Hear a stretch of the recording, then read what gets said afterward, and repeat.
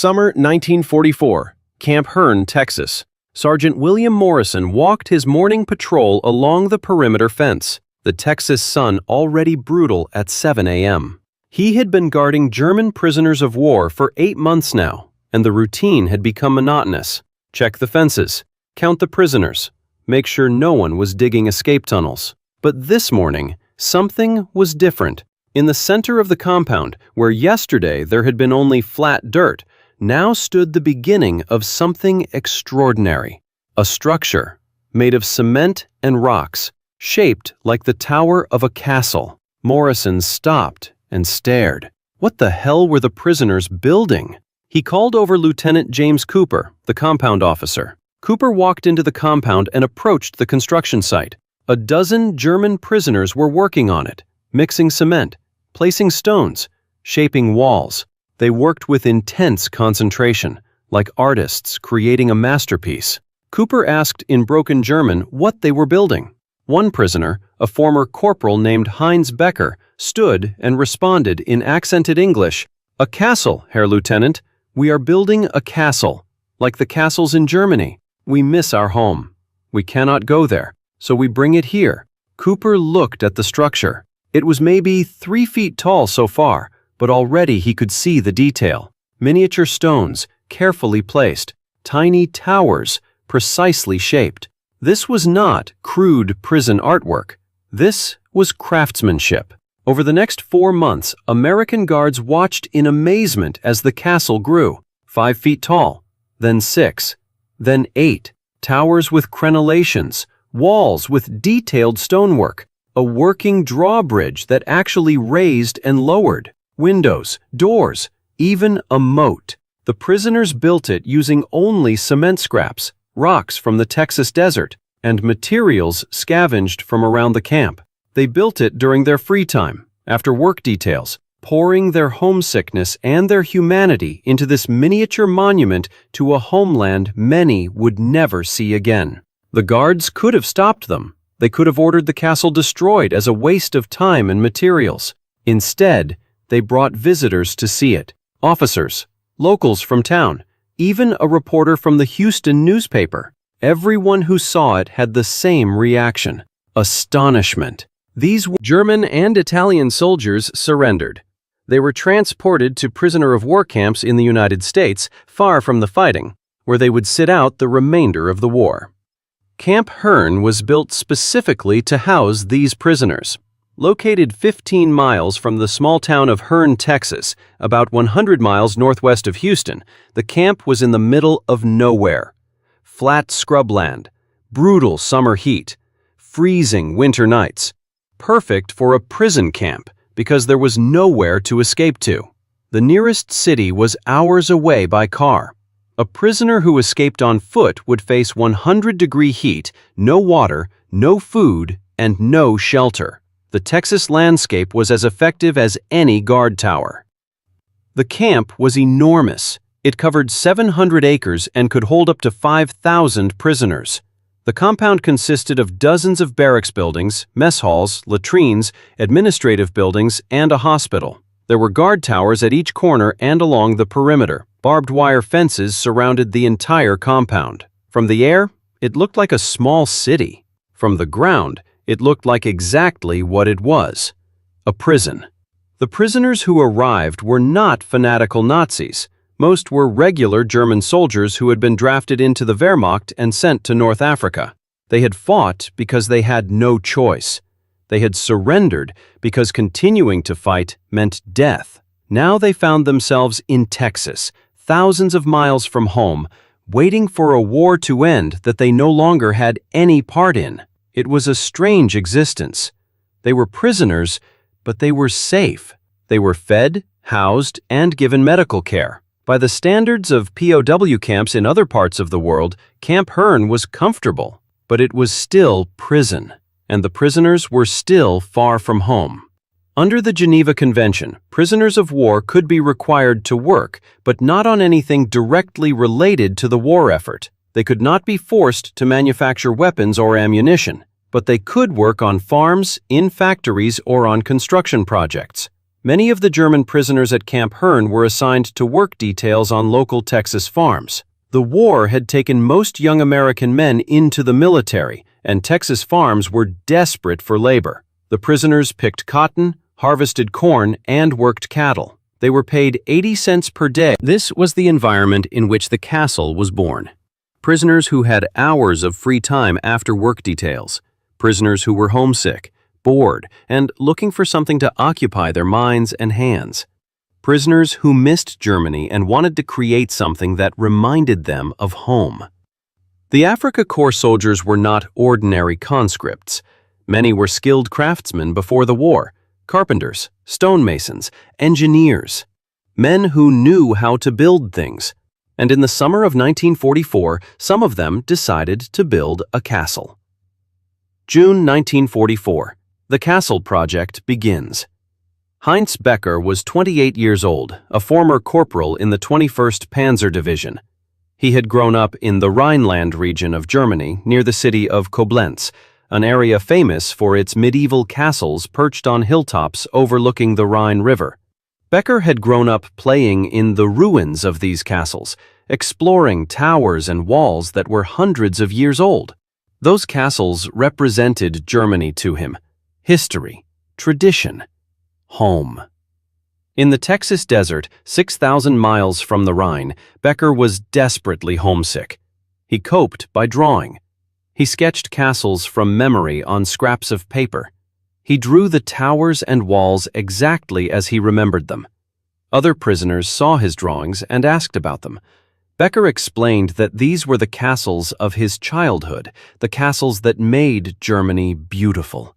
The castles he would probably never see again. One prisoner, a former stonemason named Otto Kraus, looked at the drawings and said, "We should build one." Becker thought he was joking. Build a castle? In a prison camp in Texas? With what materials? Kraus was serious. He said, "We have cement, we have rocks, we have time. We can build a small one, a model, something to remind us of home." The idea spread. Within days, a dozen prisoners had volunteered to help. They approached the American camp commander, Colonel George Olmsted, and asked for permission. Olmsted was skeptical. A castle? What purpose did that serve? Becker explained, in his limited English, that it was for morale. The prisoners were depressed. They were far from home. They needed a project, something to work on together. Knowledge of castle architecture.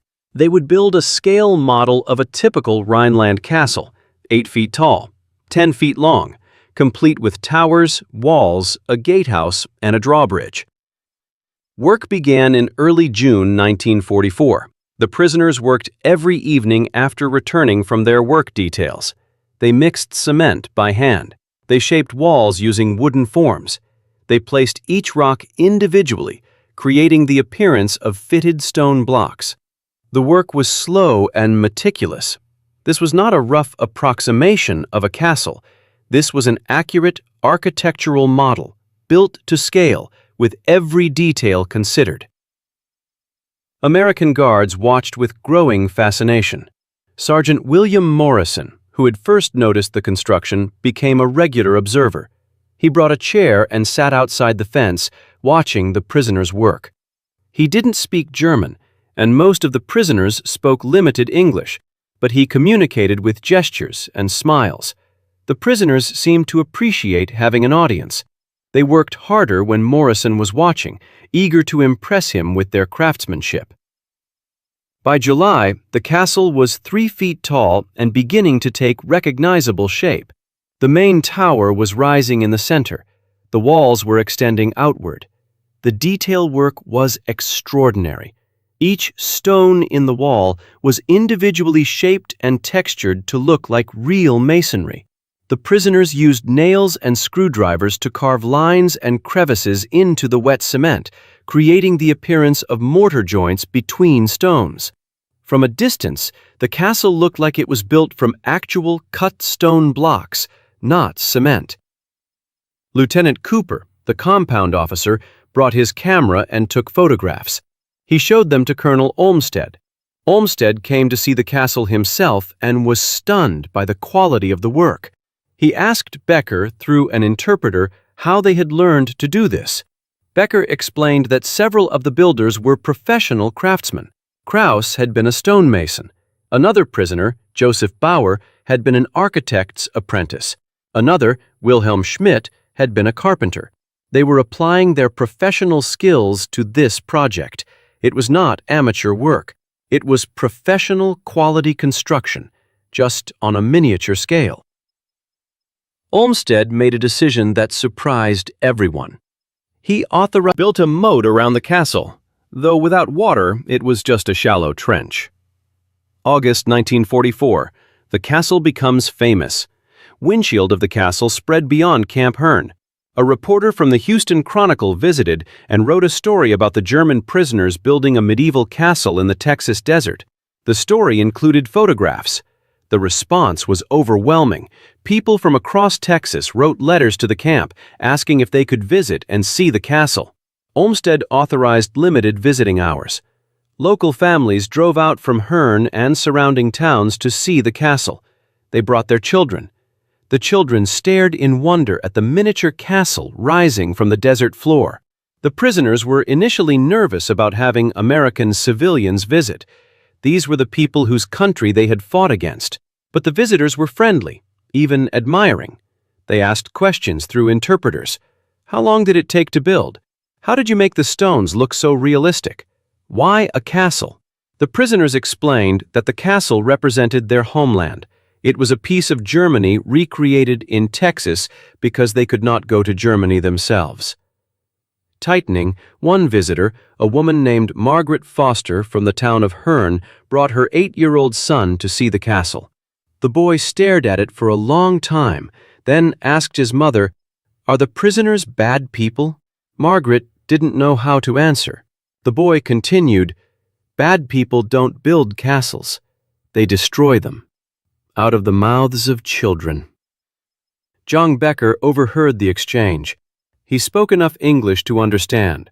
That evening, he wrote in his journal, which was later recovered and translated, "Today, an American child said something that made me think. He said bad people don't build, they destroy. He is right. We built this castle to create, not to destroy. We have destroyed enough. We fought in a war that destroyed cities, killed millions, ruined a continent. We cannot undo that. But we can build this. We can create something beautiful in a place of captivity. We built castles in sand as children in Germany. We built this castle to remember we were still German, still human, still capable of creating beauty even in this desert prison." By September 1944, the castle was nearly complete. To the human spirit. These men are prisoners of war. They have every reason to be bitter, angry, and despairing. Instead, they chose to create something beautiful. They chose to remember their home by building a monument to it. This castle will stand as a reminder that even in war, even in captivity, humanity persists. I am proud that this castle was built here, under American custody, and I am proud of the men who built it. The speech was translated into German. The prisoners stood at attention. Some wept. They had not expected to be honored by their captors. They had expected, at best, to be tolerated. But Olmsted's words suggested something more. Respect. The Americans respected what they had built. They respected the skill and the artistry. They respected the humanity behind it. After the ceremony, the prisoners returned to their barracks. The castle remained in the center of the compound, illuminated by floodlights at night. Guards continued to bring visitors to see it. It became an unofficial attraction, the prison camp with the castle. For the prisoners, it became a focal point of camp life. When new prisoners arrived at Camp Hearn, they were taken to see the castle. When prisoners felt homesick or depressed, they sat near the castle. It was more than a structure. It was a symbol, a reminder that they were more than prisoners. They were craftsmen. They were Germans. They were human beings. May 1945. The war ends. Imientos surrendered on May 8, 1945. The war in Europe was over. For the prisoners at Camp Hearn, the news was met with mixed emotions. Relief that the killing had stopped. Grief for the homeland they knew was destroyed. Uncertainty about what would happen next. They were still prisoners.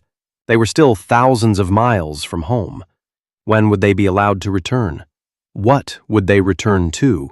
Germany was in ruins. Cities were destroyed. Millions were dead. What kind of future awaited them?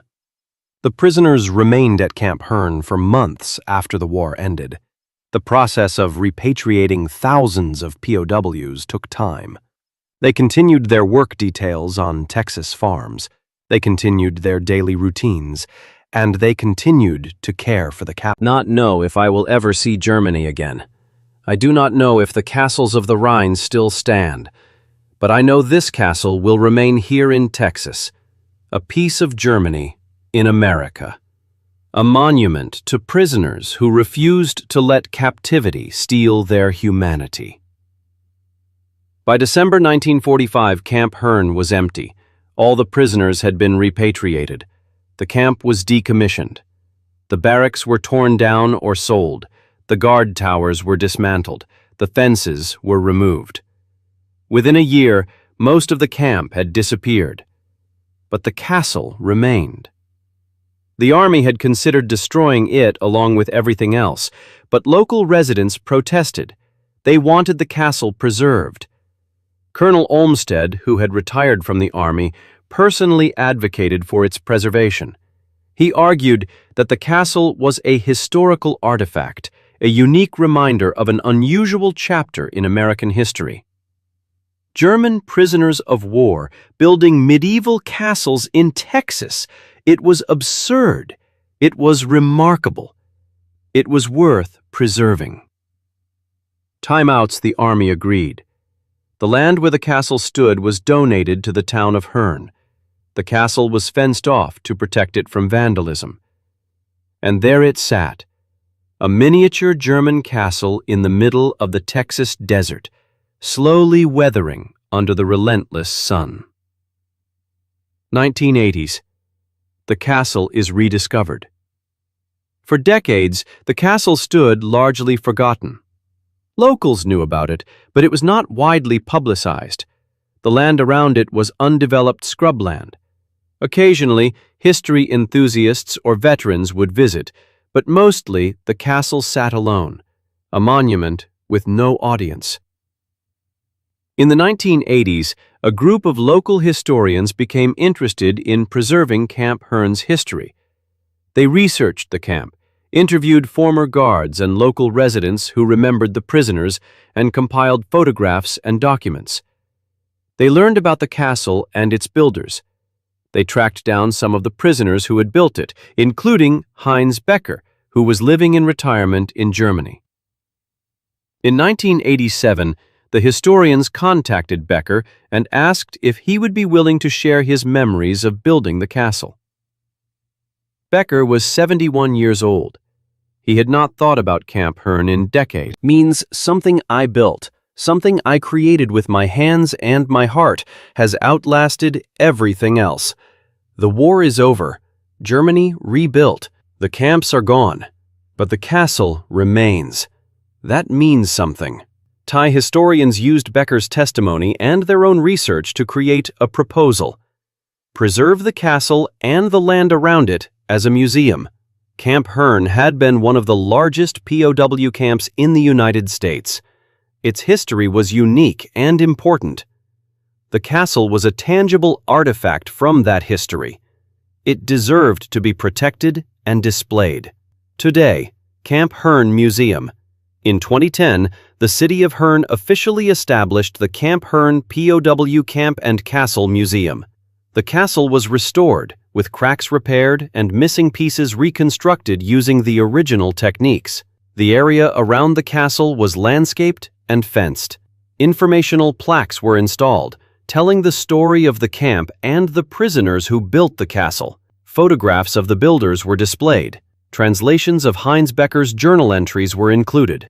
Crimson attracts thousands of visitors each year. School groups, history buffs, families, veterans, even German tourists, descendants of the prisoners who were held at Camp Herne. They come to see the castle and to learn about this strange chapter of World War II history. German soldiers captured in North Africa, imprisoned in Texas, building medieval castles in their free time. It sounds like fiction, but it's real. The castle stands as proof. The castle has weathered remarkably well. The Texas sun has bleached the cement to a lighter gray. The wind has eroded some of the finer details, but the structure is intact. The towers still stand. The walls are solid.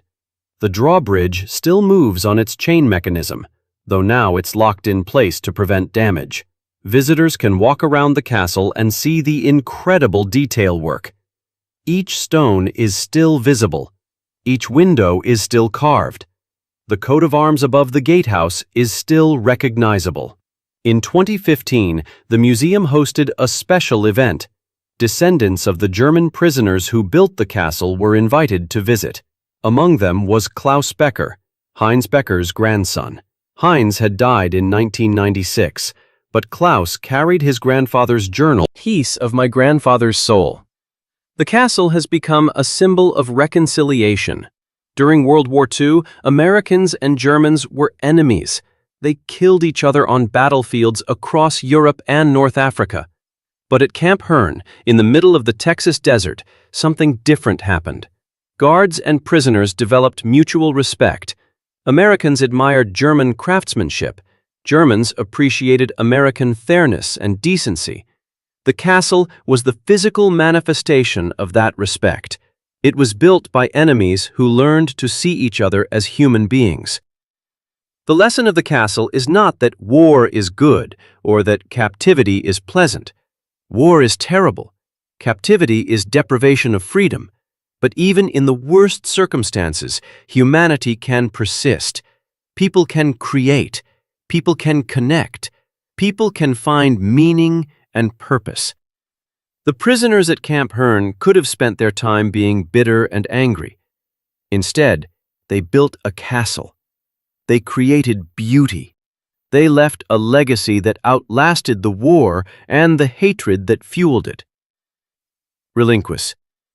Heinz Becker never returned to Texas after 1945. He lived the rest of his life in Germany, working as a carpenter, raising a family, and rarely speaking about his time as a prisoner of war. But he kept photographs of the castle.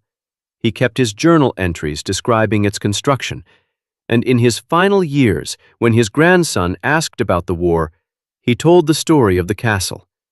He said, "I was a prisoner, far from home, unsure if I would ever see Germany again. I built that castle to hold on to something, to remember who I was, to create something that would last beyond my imprisonment." And it did. That castle taught me that no matter how powerless you feel, you can always create. You can always build. You can always make something beautiful. That is what it means to be human. The castle stands today 8 feet tall, weathered by decades of Texas sun and wind, but still solid, still detailed, still beautiful. It is a monument to homesickness, to craftsmanship, to humanity, and to the strange friendships that can develop even between enemies. It is a reminder that wars end, but what we create